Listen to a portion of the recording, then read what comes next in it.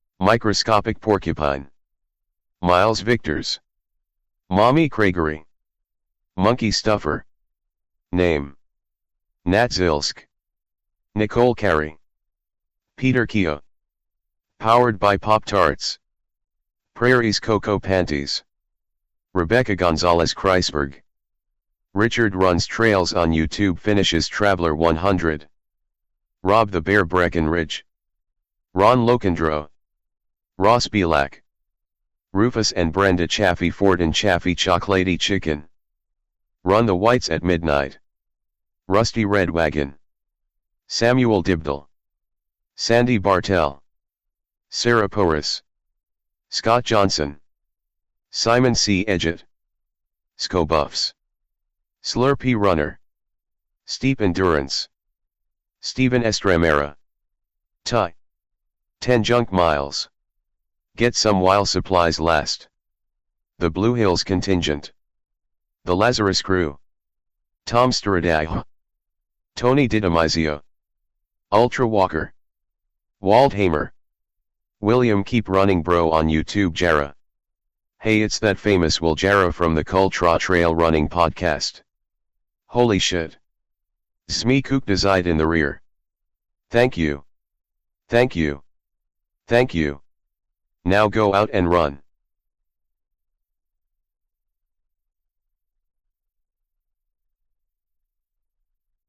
Yeah. Next week we're going to talk more about my lawn. What the fuck was that picture, dude? Yeah, what is What that? did you The video do? is so bad. That should be the show picture. Jesus Christ. Well, yeah, because we got to talk. What are you doing? Are you trying to grow like shafts of fucking grass? Yeah, because it's no mow May, right? Where you grow your lawn so that it helps pollination, like helps bees and other things like that. Do it all summer though. Make like big like shafts of wheat kind of fucking pop I it up could. in random rows. So- like crop circles. I'm so tripped out, dude. You should do that. Right now I have I probably have 8 sections of 3 squares, 3 1.5 by 1.5 squares of grass that I haven't mowed all year. So they're like, they're like waist high or higher, and then the rest of it's mowed, but it's like in groups of 6 squares, 3 by 3 squares. So it's very interesting, and I don't know. It took too long to mow it because you have to mow. You mow a lot longer than you normally would. So, Oh, right, because you have to sculpt it. well, no, because you also go over. I just do straight lines, but you go over the sections that you've already mowed twice. Oh, right. Where the intersections at each intersection of a square. You got to figure out the whatever. traveling salesman problem, right? It is, yes, exactly. I need a computer program. So, All right, let's throw a pin in this bitch. okay, Oh, yeah, it's bedtime. all right. I'll see you Fucking guys this exhausted. weekend. Good night. Good All night. right, see everyone this Friday, dude. weekend. Peace. night. Thank you guys. Take care, guys. Yep. Bye. Bye bye.